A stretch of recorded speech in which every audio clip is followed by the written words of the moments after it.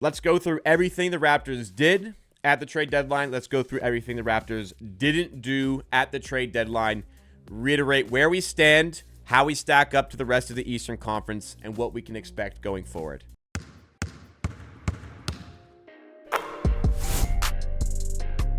Recapping it all, Raptors get 2 moves done ahead of the trade deadline. Like I said earlier on in the stream, there's 3 things to work on. 3 things that we had to focus on. Number 1, ducking the tax. Number 2, getting front court depth. Number 3, getting additional shooting. Number 1, ducking the tax, completed. Traded Agbaji, had to attach a second-round pick, got under the tax. Felt like that was an inevitable move all throughout the season. Number 2, Raptors needed to get some front court depth. They addressed this not quite in the way that fans were looking for. Fans were looking for a 7-footer. Fans were looking for traditional big and size there. The issue was that wasn't really available for them for a reasonable price. They were looking at Yves Missy, Day'Ron Sharpe, and Goga Bitadze, according to reports from Josh Bloomberg of TSN.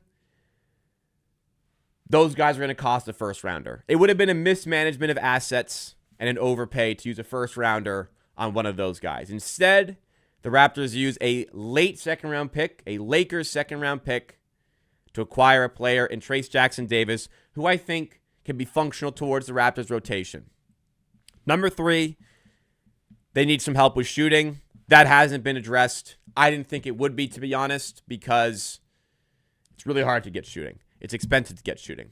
So the Raptors have identified Trayce Jackson-Davis as a player that can reasonably provide some help to them in the front court department. No, it may not be, the 7-footer that a lot of people were looking for, and I get we still don't have a body that can really be thrown against some of the true physical, big teams with traditional bigs like the Joel Embiids, like in a way Nikola Vucevic now, Mitchell Robinsons, Karl Anthony Towns, Jalen Duren, etc. We don't really have a player to compete with those guys so long as Jakob Poeltl is out injured. So we kind of have to pray for Jakob Poeltl there. But Trayce Jackson-Davis does offer positives to the Raptors.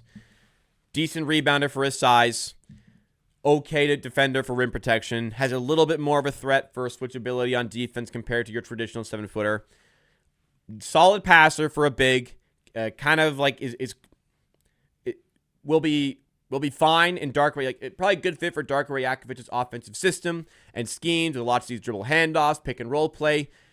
Not a really efficient scorer on the interior, but I think it's a player that can help with the rotation, and it's another body to throw into the mix for the physical games that have been really wearing on Colin Murray-Boyles, Sandro Mamukelashvili, and Scotty Barnes as of late. We've had lineups as of late where the tallest guy on the floor is 6'7". At least we've addressed that.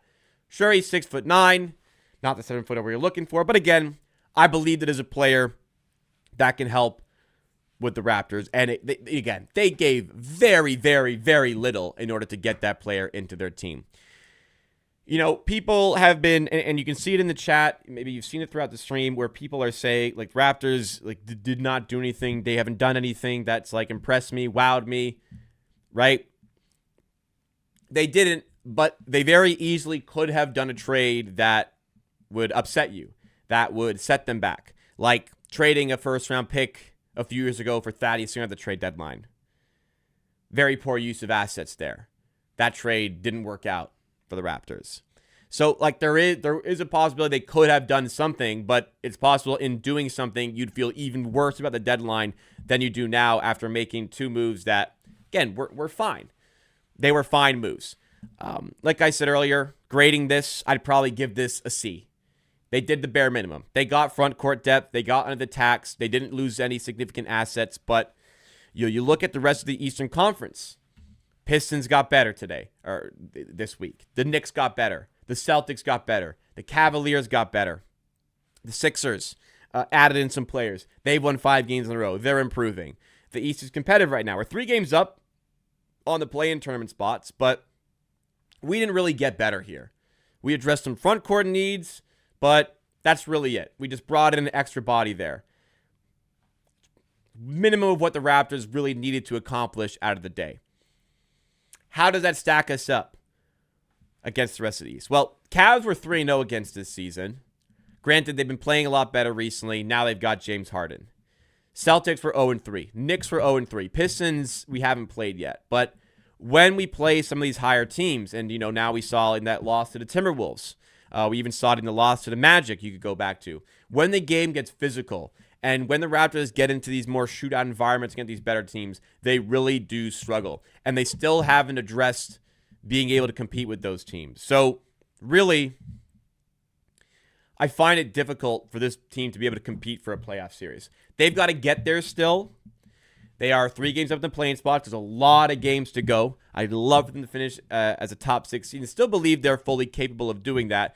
But it is going to take some work. It is going to need some internal improvements. We haven't, brought in necessarily improvements from outsourced those improvements. We need to find those internal improvements. The Raptors have been leading the Knicks by double digits. They were leading the Magic by double digits. They were leading the Timberwolves by double digits and lost all those games. Those all need to be turned into wins, and we need to be able to address where things are going wrong there. Tough when some of the limitations are, you don't have the physical capabilities to compete sometimes. You don't have the shooting that provides the necessary offense. Your half-court system isn't providing as much as you need it to do. Brandon Ingram hasn't been as solid in the fourth quarters as he was early in the season. Is that, scouting report? Hey, if we just take away Brandon Ingram, this team can't do anything in the half court. That could be part of it as well. With all that information in mind, going to be difficult, I think, to compete for a playoff series in the East as long as the Raptors do get to that point. So people might be wondering, well, if they know this isn't going to be a team competitive for the playoffs, why didn't they do something?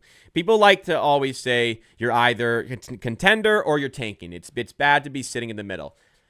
I push back a little bit on that. I think sometimes it's okay to improve your team and get better. You look at Scotty Barnes this season.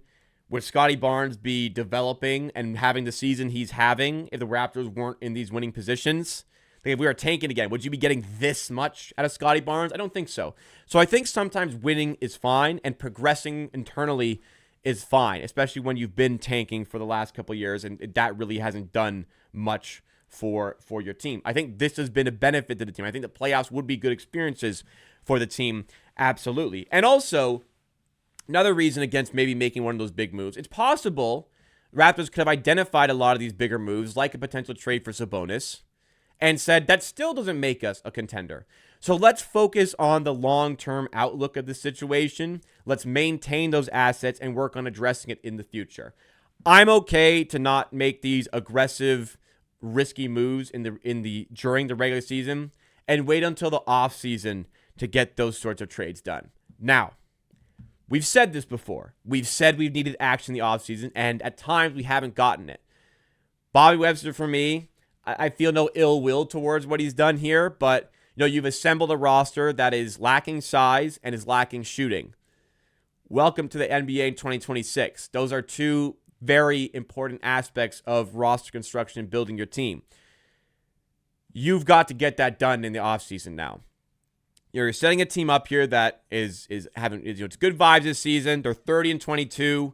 We were kind of expecting around a 500 team. We're better than that. And we're pushing for a playoff spot. And we're developing. There's way more promise now in Scotty Barnes.